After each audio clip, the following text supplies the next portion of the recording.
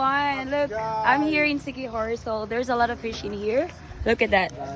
Sa nga bats man eh. Wow. Pila ng kilo ha? Pirit, 200. That's 200 pesos, guys. And kaning pula?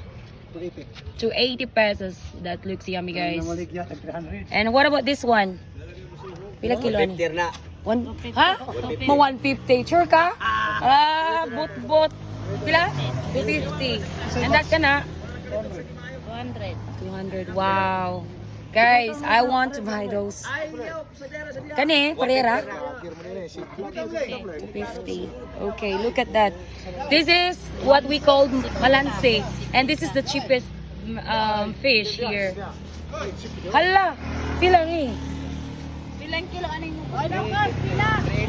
80. Oh my god, it's so expensive. I cannot afford that. Char. So guys, yes, I'm going